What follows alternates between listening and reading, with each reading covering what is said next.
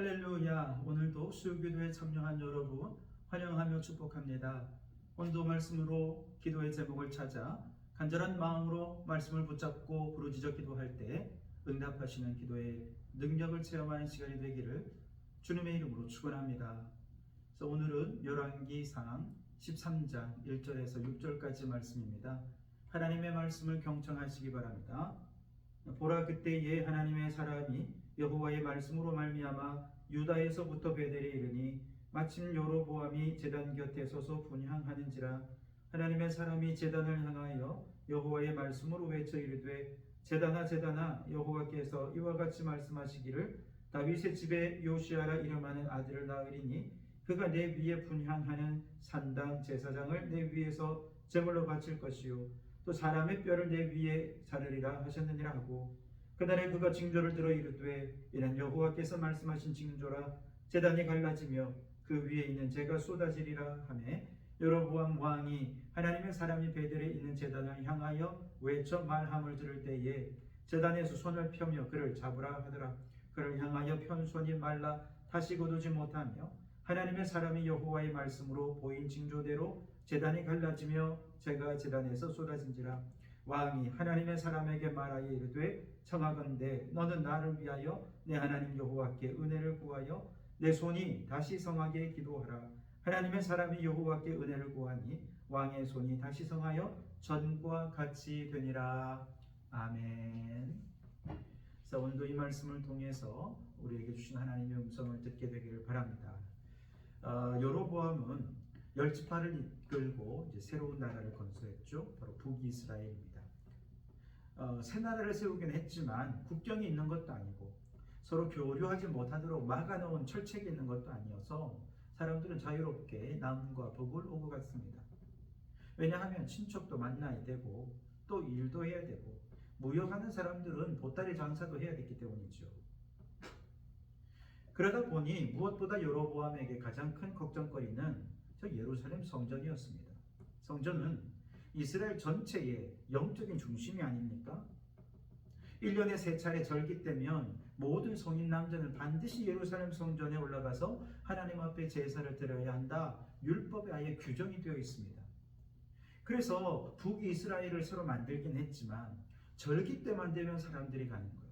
제사들이 있을 때마다 예루살렘으로 내려가는 거죠. 여로보암이 이 문제를 심각하게 생각했습니다. 이렇게 영적으로 예루살렘 저 남유다에 매여 있다 보면 결국 나를 죽이고 로방 왕에게로 돌아가지 않을까 너무 걱정하는 거죠.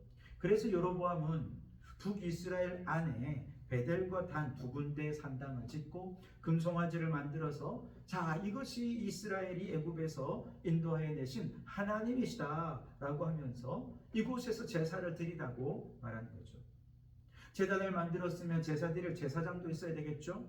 하지만 제사장들은 다 예루살렘에 있습니다. 그렇기 때문에 여로보암은 굳이 레위 지파나 혹은 아론의 후예가 아니라도 자원하는 사람이라면 누구든지 다 제사장으로 삼아서 제사를 진행할 수 있겠죠. 그리고 지금까지 지키던 절기와는 비슷하지만 또 다른 절기를 새로 만들어서 이제 예루살렘에 내려가지 말고 이곳에서 절기도 지키고 안식일도 지키고 제사도 드려라. 그래서 비슷한 예배, 비슷한 제사, 비슷한 절기, 비슷한 시설들을 다 만들어둔 거죠. 이렇게 만들어두면 사람들이 아이고 잘됐다, 멀리 안 가고 가까운 데서 제사 드려야지 하고 이제 곧바로 베델이나 단에서 제사를 드릴까요? 그렇진 않겠죠. 당장 끊지 않을 것입니다. 그래서 왕이 할 수 있는 일은 본인이 먼저 그곳에서 제단을 쌓고 제사를 드리는 모범을 보이는 거였죠.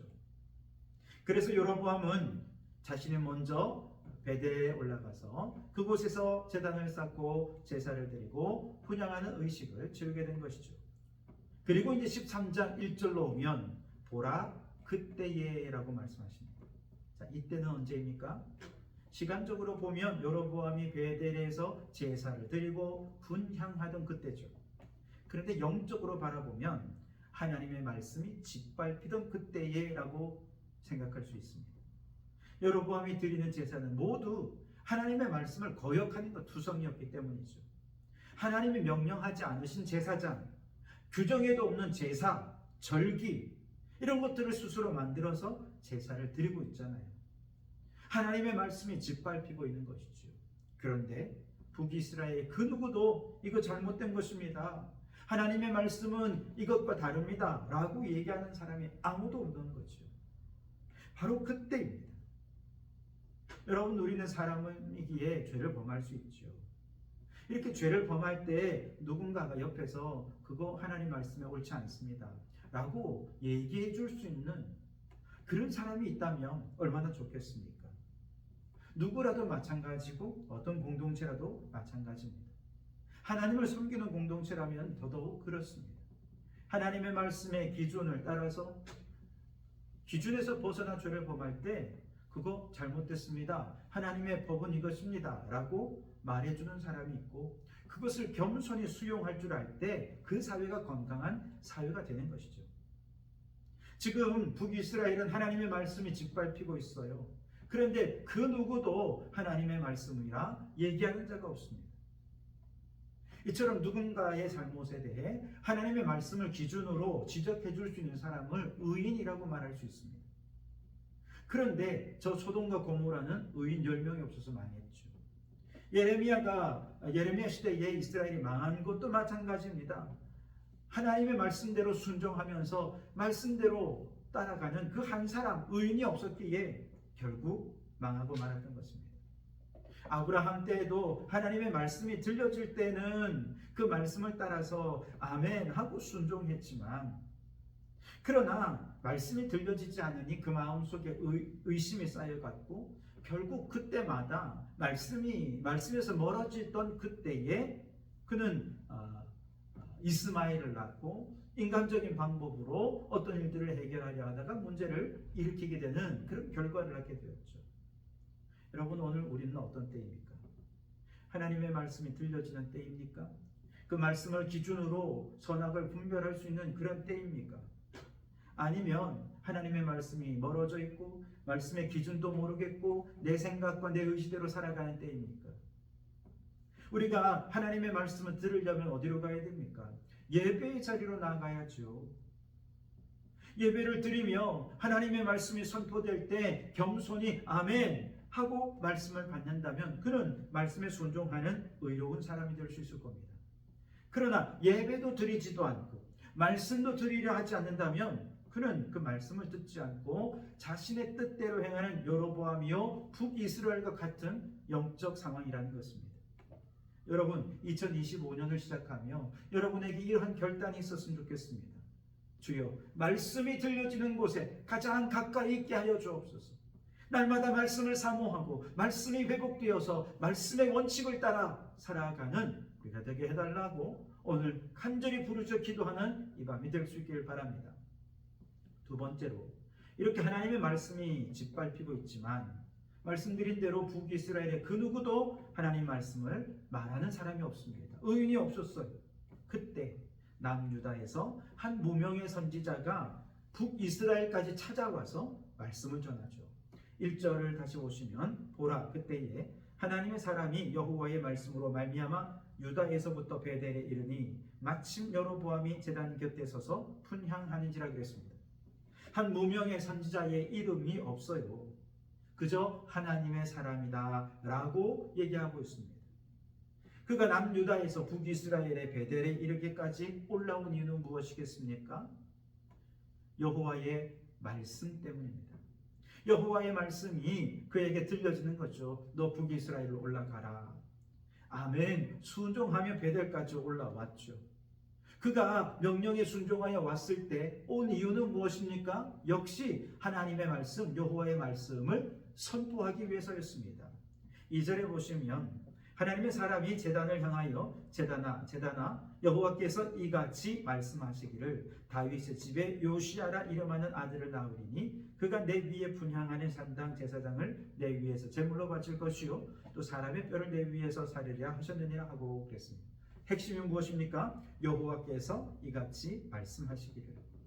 이 하나님의 사람 무명의 선지자가 하나님의 말씀을 듣고 그 말씀을 전한 것이죠. 여로보암이 왕이 된 이후 그에게 하나님의 말씀이 이것입니다 라고 얘기한 사람이 아무도 없었다는 거예요. 오죽했으면 남유다에서 북이스라엘까지 하나님께서 사람을 보내셔서 말씀을 대언하게 하셨습니까? 그렇다면 하나님의 사람이 전한 하나님의 말씀은 무엇입니까? 오늘 2절을 보시면 다윗의 집에 요시아라 이름하는 아들을 낳을 것이다. 요시아 왕에 관한 예언을 들려주고 있습니다.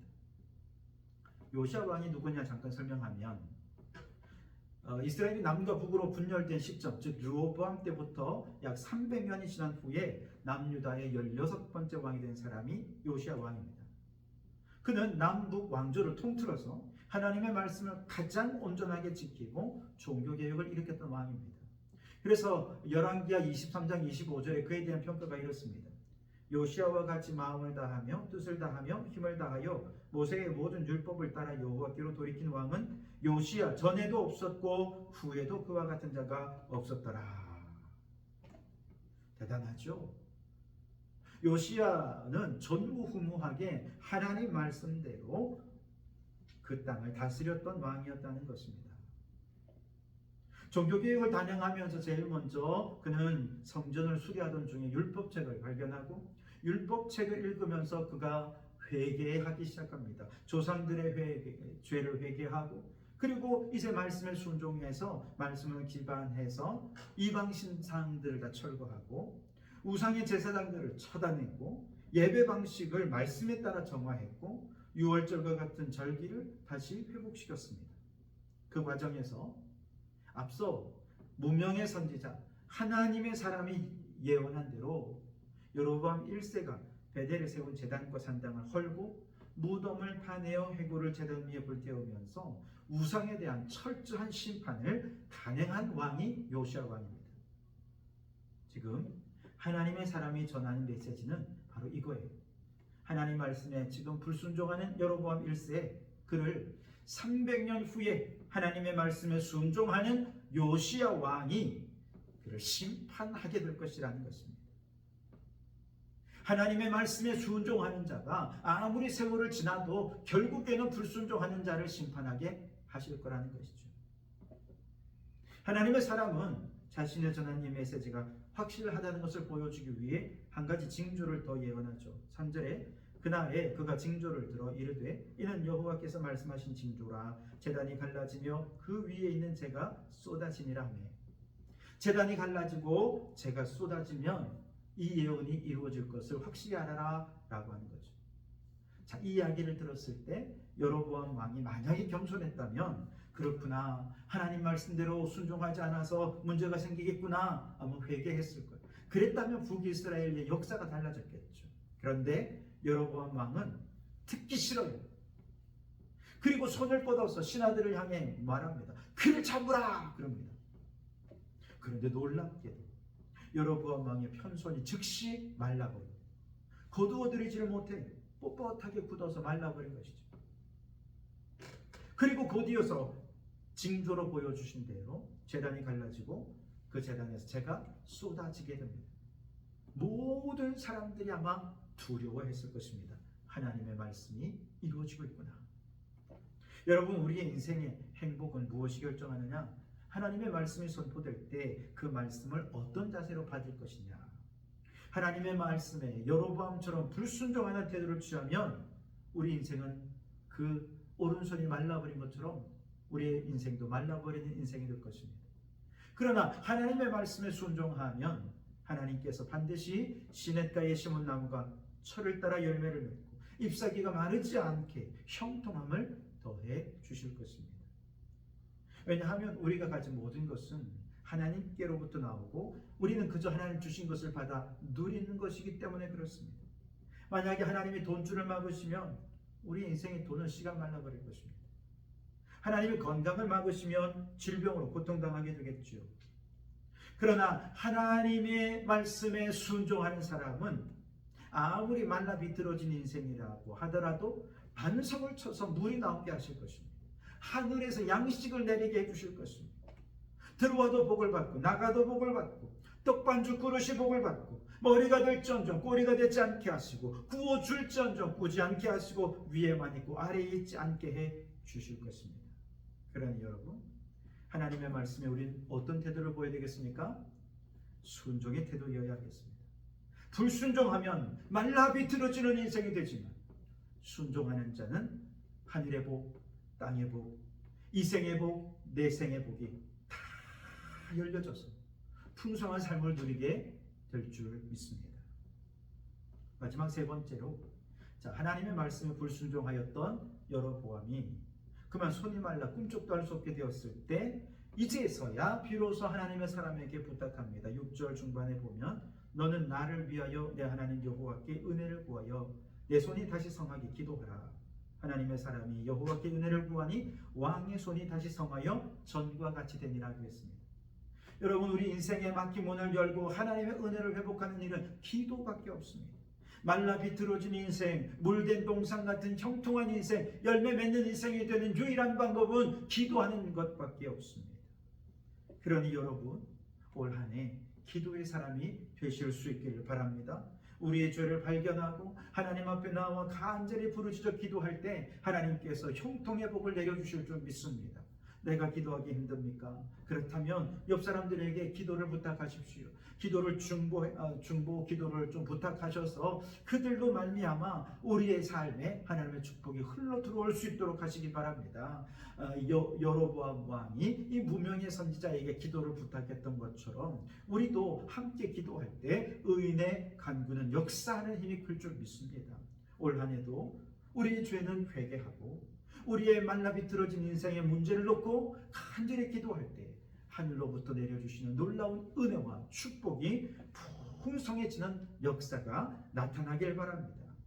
한 가지 잊지 마실 것은 이렇게 오늘 말씀처럼 말씀, 순종, 기도를 회복하는 과정에서 사탄의 유혹이 있다는 걸 잊지 마십시오. 사탄의 공격이 있을 것입니다. 그때 우물쭈물하지 마시고 단호하게 사탄의 공격을 끊어내시기 바랍니다. 말씀과 기도로 단단하게 무장하고 과감하게 사탄의 유혹을 끊어낼 때 하나님께서 반드시 우리에게 믿음과 순종과 기도를 통해 영적 승리자로 형통한 삶의 축복을 누리는 한 해가 되게 해 주실 줄 믿습니다. 기도하겠습니다. 오 하나님, 올해는 하나님의 말씀이 들려지는 삶을 살기 위해 예배를 사모하고 말씀을 사모하게 하옵소서. 말씀을 대하는 태도가 인생 행복과 불행을 결정짓는다 하셨으니 주여, 불순종하는 인생이 아니라 말씀에 순종하는 자가 되게 해 주옵소서. 말라 비틀어지는 인생이 아니라 시냇가에 심은 나무처럼 형통하게 되고 열매 맺는 축복의 삶이 되게 하여 주시옵소서. 혹 불순종하다가 말라 비틀어진 인생이라 할지라도 기도로 막힌 은혜의 문을 뚫어내게 해 주시옵소서. 악한 사람 마귀가 공격할 때 말씀, 기도, 순종으로 잘 무장해서 영적 승리자로 살아가게 해 주시옵소서. 예수님 이름으로 기도하옵나이다. 아멘.